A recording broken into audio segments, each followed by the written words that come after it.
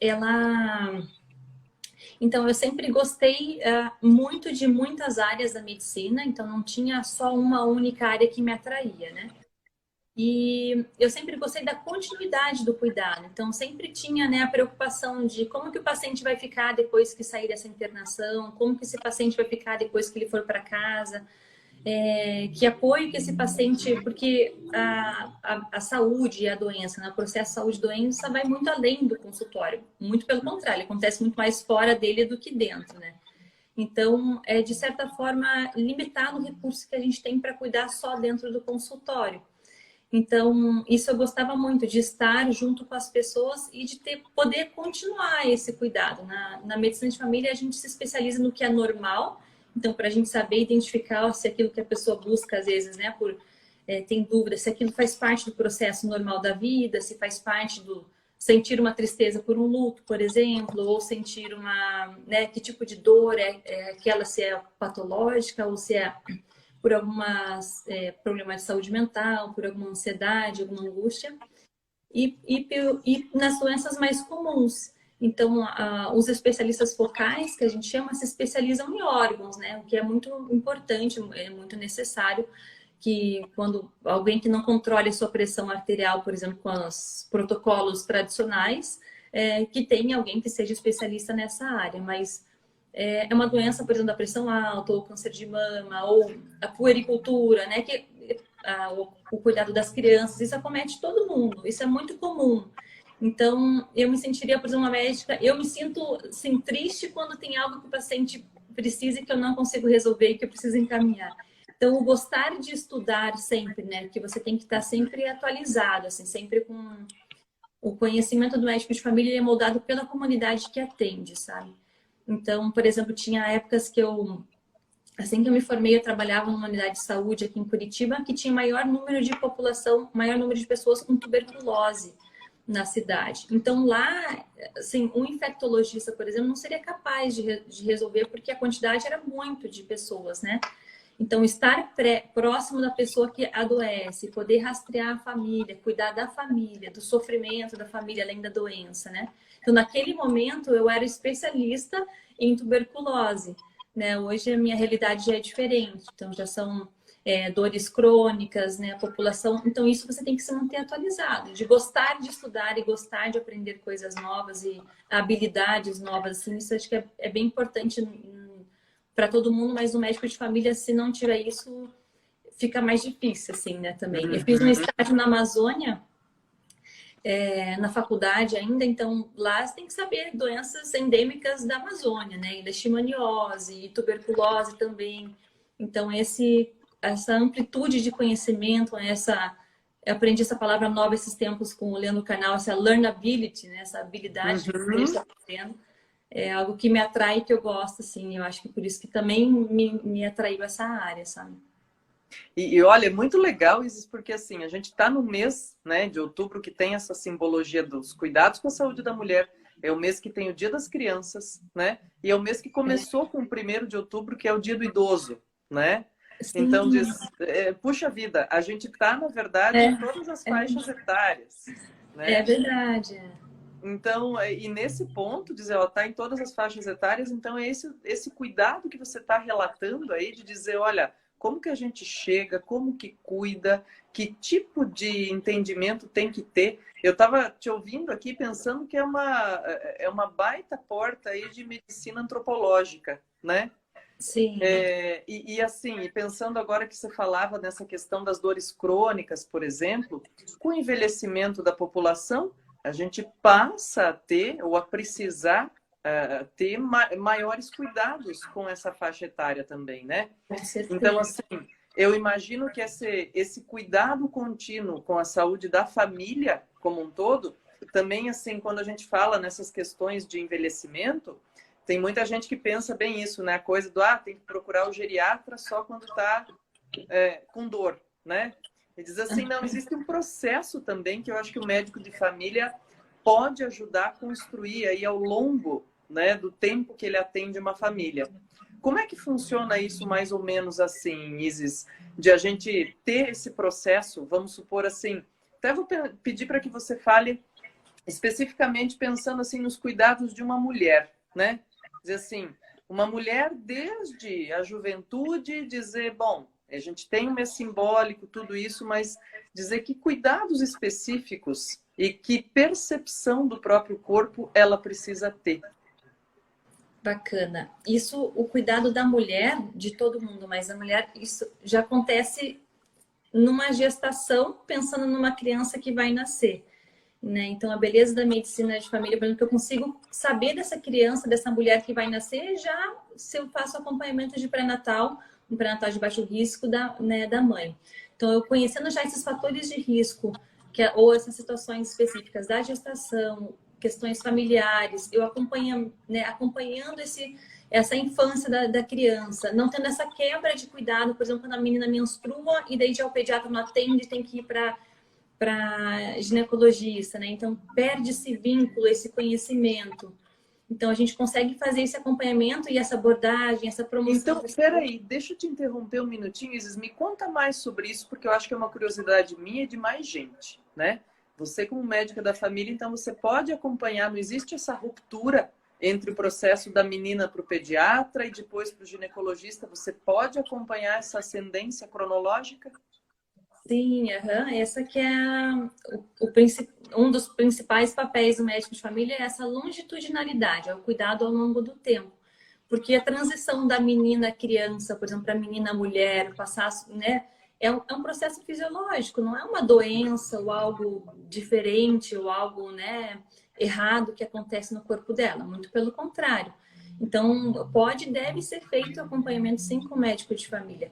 Quando há algo estranho, algo diferente ou algo mais raro, então, assim, que foge dos 90% da capacidade de resolução, né, do médico de família, a gente orienta quando tem que acompanhar com um outro especialista focal, mas o paciente continua sendo nosso, continua sendo meu.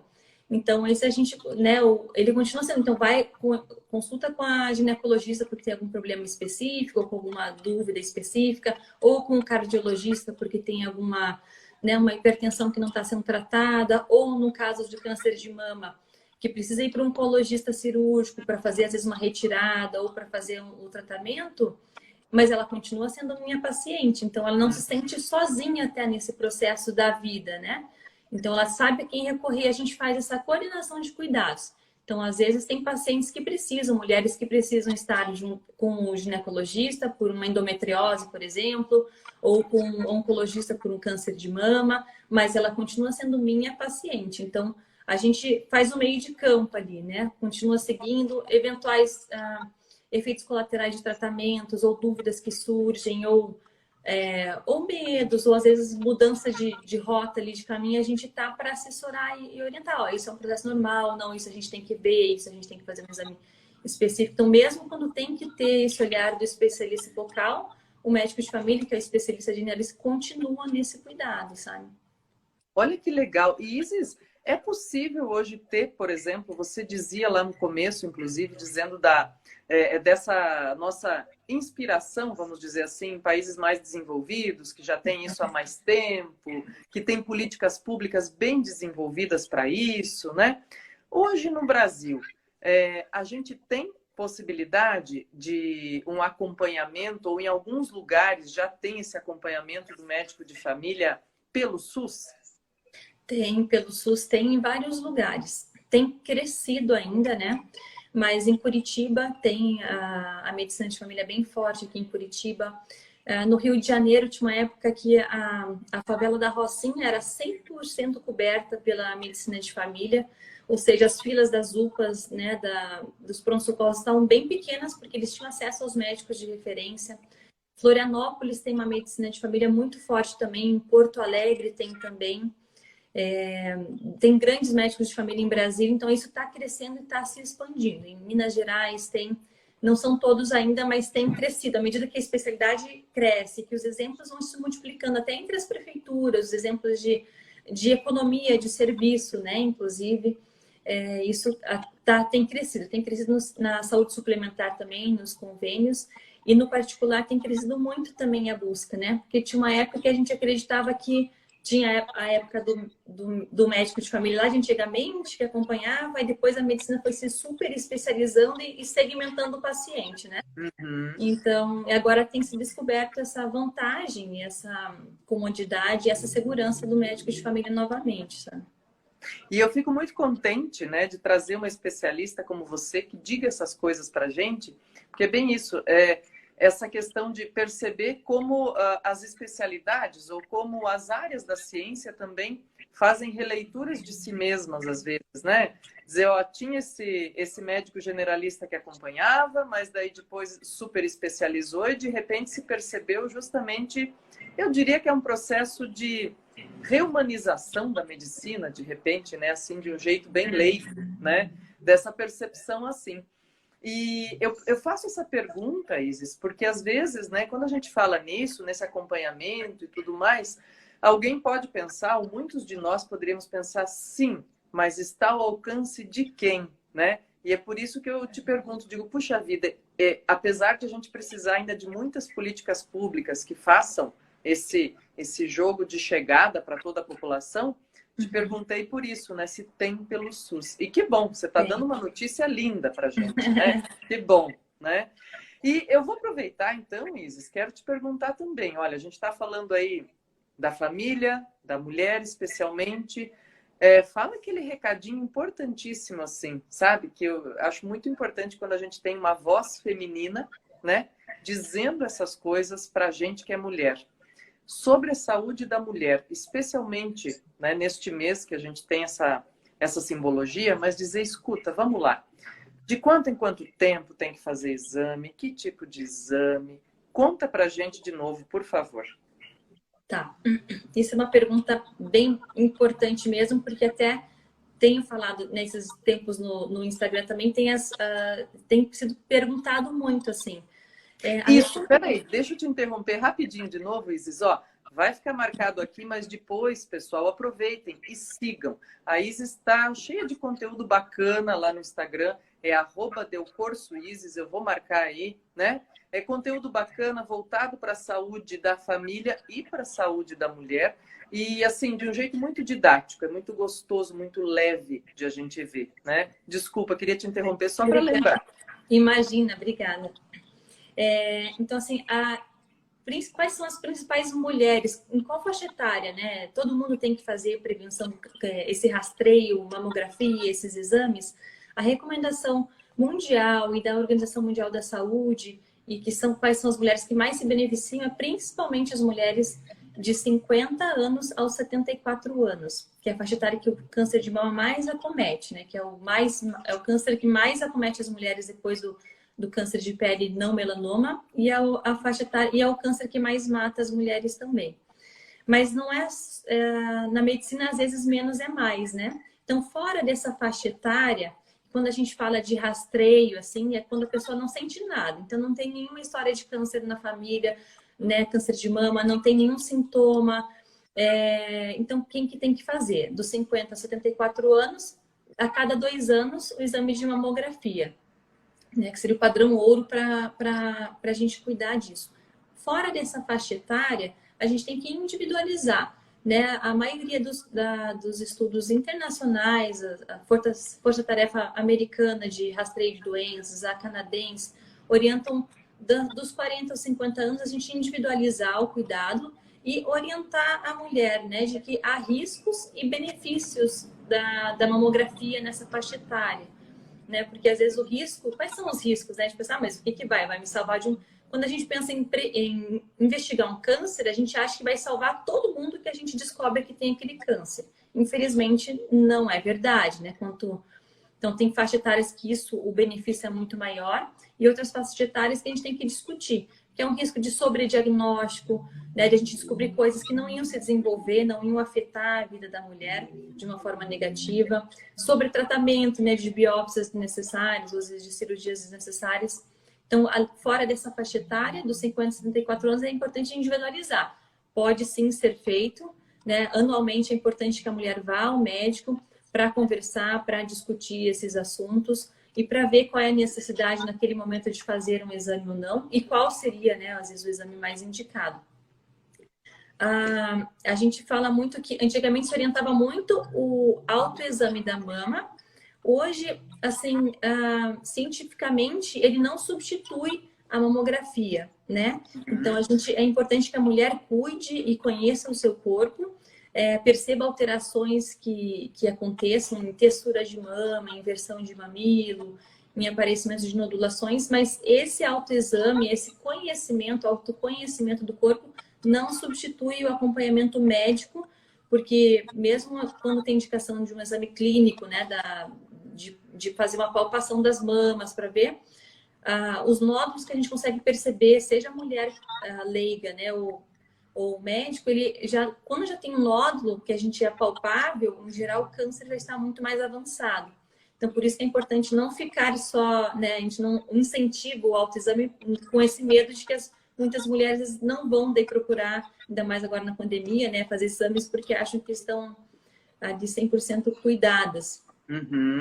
Mas perceber o corpo é muito importante, assim, para... Nossa, Isis, eu acho fundamental e obrigada pela aula linda que foi, né? E assim, veja, a gente vai conversando e aqui eu digo, é sempre a coisa pitadinha do tem, mas acabou, né? Porque a gente está chegando aí no fim da nossa meia hora. Mas eu quero te agradecer especialmente por essa aula linda, esse cuidado em dizer o que seja de fato, né? Saúde da família e saúde da mulher. E esse cuidado, Isis, na escolha de como comunicar também, né? O equilíbrio necessário entre, sim, saúde física, prevenção e saúde mental, né? Porque às vezes, como você disse, essa sobreposição, às vezes, esse super diagnóstico, né? De coisas que nem seriam desenvolvidas ou algo assim, pode gerar, inclusive, alguma ansiedade que não seria necessária. Certeza, né? Exatamente. Nossa, bom, olha, eu quero, antes de tudo e mais nada, já para ir finalizando a nossa conversa, agradecer o pessoal que está aí, que nos acompanhou, dizer que essa conversa linda com essas duas mulheres ótimas essa noite aqui, com a Isis falando para a gente sobre medicina da família e medicina da mulher, com a Mari, que tem essa história maravilhosa aí desde o berço, né, com educação de surdos ou com libras também. Eu queria dizer que fica à disposição aqui, fica gravado aqui no IGTV, né, da Mulheres em Evidência FM, então todo mundo pode compartilhar.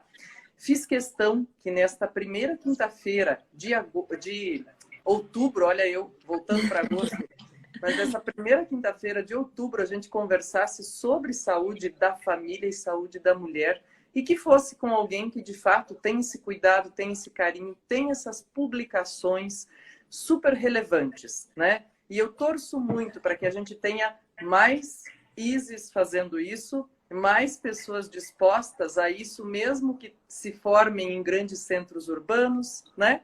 A se dedicar à medicina da família. Isis, vou pedir que você, por gentileza, dê aí sua palavrinha, seu recadinho final, sua orientação. Fique à vontade.